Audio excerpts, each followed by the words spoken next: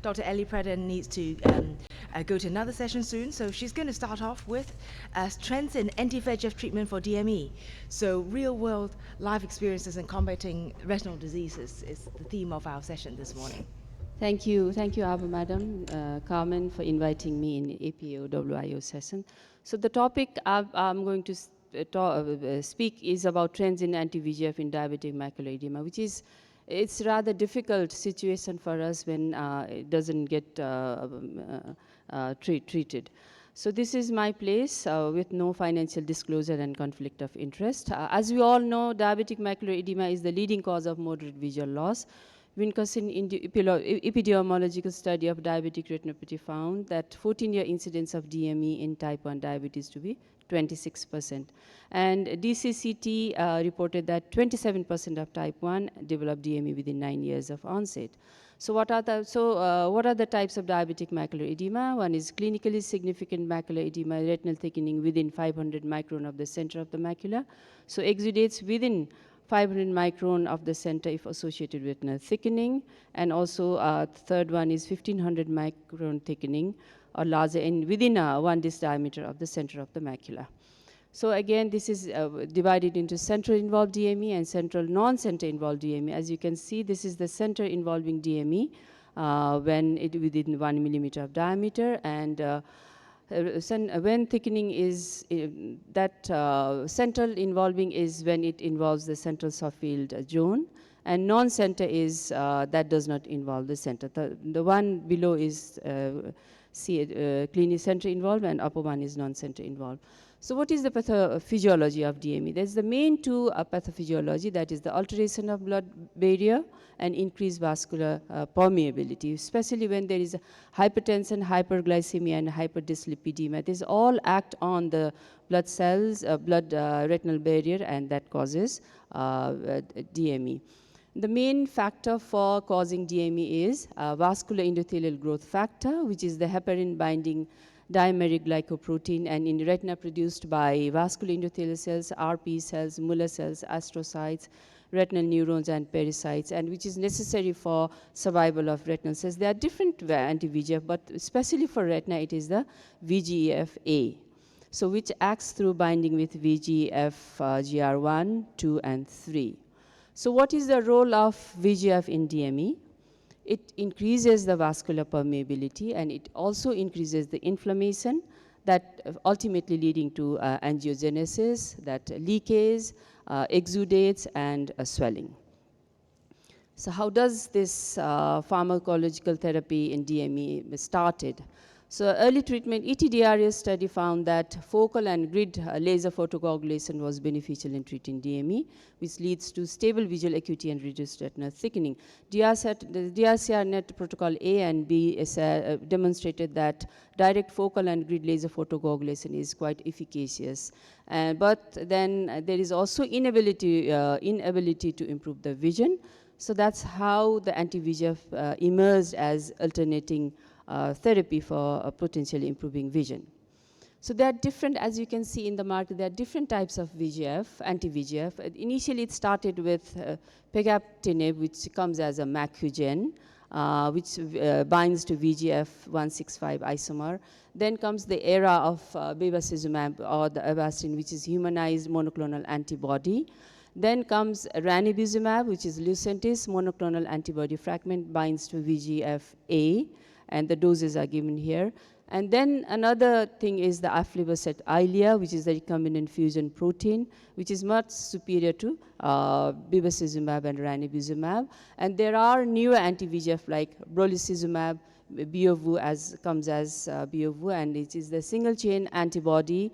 It acts recombinant humanized monoclonal antibody VEGF inhibitor that binds to 3 major isomers. So it is again superior. It comes as a 6 milligram or 0.05 ml.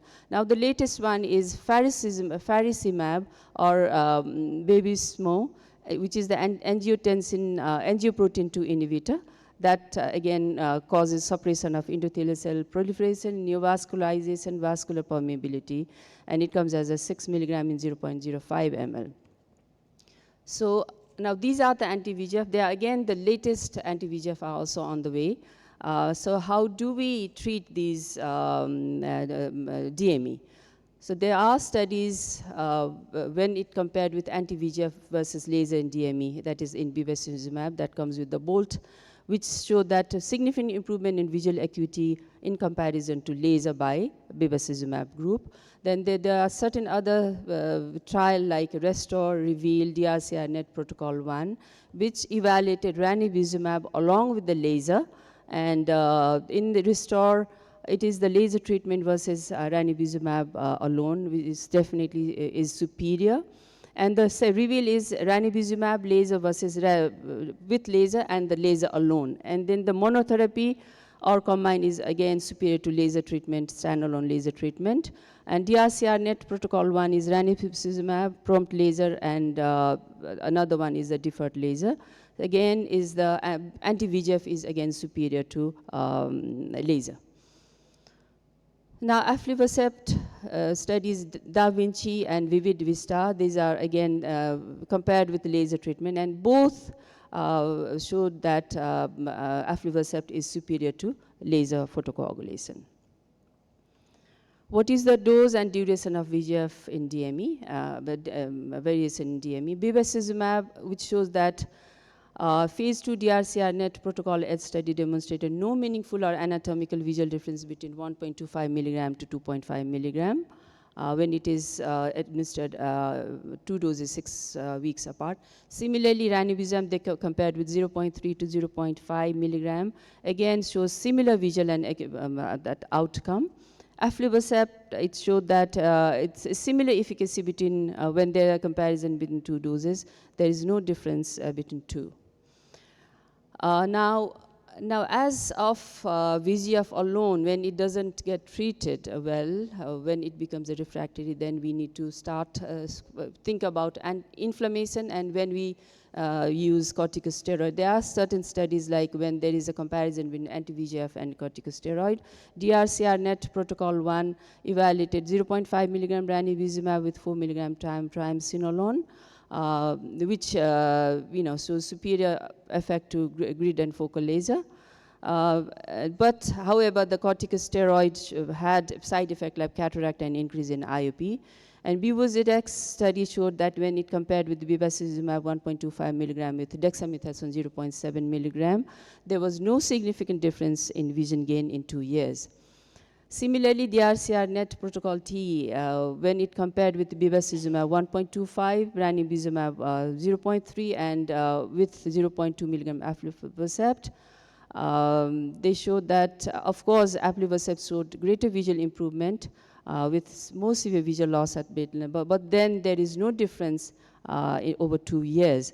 However, because in our area, in our, because our country is, we still do not have DDA approved of aflibercept and ranibizumab. We still use bevacizumab. Because of the low cost, it is still an attractive option. Now then comes the refractory or persistent DME, what and why. So refractory, it is called when central thickness exceeds 2.5, especially for the micron stratus equivalent, and 300 with cirrus, despite monthly anti-VEGF treatment for at least 6 months. And now chronicity can cause chronic structural change in the retina. That's why it doesn't get treated with anti-VEGF alone. And in such instances, inflammatory pathways may be the dominant part than anti-VEGF driven pathways. So, and also the VEGF expression and sensitivity of retinal cells can vary from individual to individual.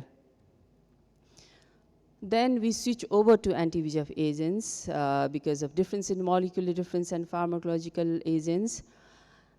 However, this DRCR Protocol T study shows that aflibercept is more effective, and REEF study showed that with, again, this bevacizumab has incomplete response, then still ranibizumab, it has better effect than ranibizumab. Now the corticosteroid serve as the second-line agent in DMO management. DRCR-I protocol, triamcinolone plus laser achieves similar visual acuity as ranibizumab plus prompt or default laser group. And also this Zio et al. Showed that DMO refractory to 6 months, there's a single injection of dexamethasone will improve visual acuity. Now there is a combination of anti-VEGF and corticosteroid. It might have synergistic effect. So it will definitely have a better anatomical stabilization and improvement in visual acuity. And also combination of anti-VEGF and a laser therapy, which aims to capitalize on the immediate reduction of swelling or edema by anti-VEGF, and again by the, then when you do the laser, that has a stronger laser stabilization. Now the newer brolucizumab, this is the single chain antibody. It is a lower molecular weight, and this Crystal and Kite trials show that brolucizumab 3 milligram, 6 milligram, it is equivalent. And it has found that over 100 weeks trial, brolucizumab 6 milligram doses up to 16 weeks showed notable visual acuity improvement compared to aflibercept. However, the side effects which is seen these days is the retinal vasculitis, retinal vascular occlusion, and intraocular inflammation were seen more with brolucizumab injection. Now this another one is faricizumab, which is the B antigen antibody that targets both angiopoietic 2 and VEGF-A, which is not inferior to aflibercept in other trials. Now, the three major strategies of anti-VEGF treatment: one is monthly treatment with fixed dose, and another is PRN when required, and another one is treat and extend. However, there are adverse effects of anti-VEGF like ocular conjunctival hemorrhage, increase in IOP, endophthalmitis, retinal tear and detachment, and it can cause systemic hypertension, thromboembolism, cardiac ischemia, internal organ bleeding, and delayed wound healing. Now, with this anti-VEGF, now there's a market has taken over by the biosimilars of anti-VEGF in DME, which is similar to existing innovative biologics, not necessarily the same development technique, and again, but these are comparable to pharmacokinetics. There's immunogenicity, safety, and efficacy. And there are studies of these biosimilar and multisimilar. There are different biosimilars in the market.